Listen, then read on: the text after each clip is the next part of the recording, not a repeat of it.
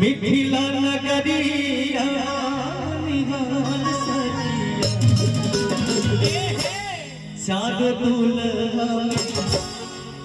तनी एकरा में ठुमका लगा के ऊपर आप सब ताली बजाई तरी अच्छा लागे कि चारो दुल्हा में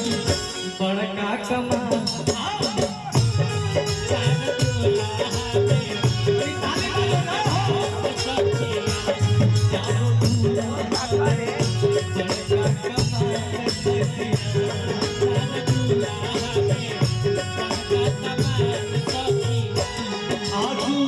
मिथिला नगरिया निहाल सखिया आजू मिथिला नगरिया निहाल सखिया। देखिए हमारे भाई लोग सुन रहे हैं बढ़िया से, थोड़ा आप सब मीठा मीठा ताली बजाएं तो अच्छा लगे कि चारों दूल्हा में बड़का कमाल सखिया चारों दूल्हा में बड़का कमाल सखिया चारों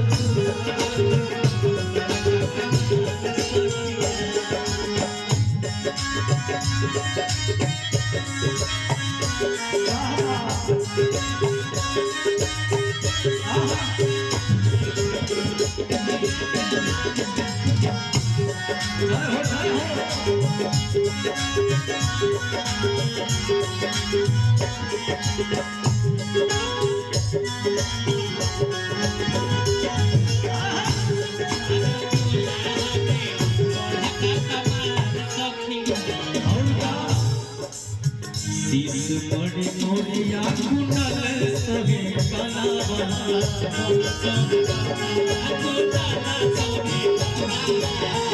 कारी कारी गजरारी चुलनी नयनवा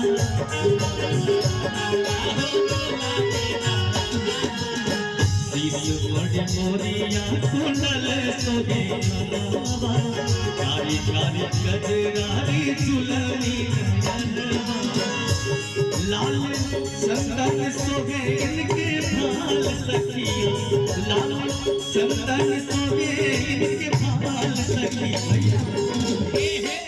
कि लाल देखिए अयोध्या में बारात आई राम जी के लालाट से इसने लगा था कि दूल्हा के भेष में हुए के बाद कि लाल चंदन सोगे इनके भाल सखिया चारों दूल्हा बड़का कमाल चारों दूल्हा बड़का कमाल सखिया चारों दूल्हा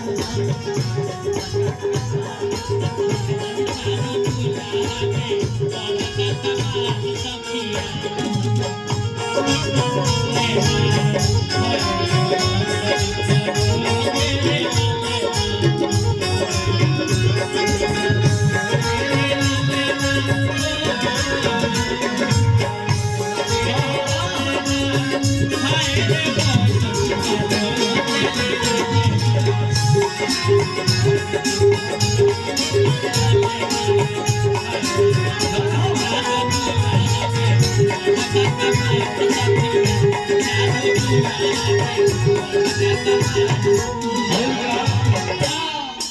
ये गीत बड़ा प्यारा प्यारा भाव और ये रिसोर्ट के मालिक टिंकू भैया बहुत व्यस्त बन गए। टिंकू भैया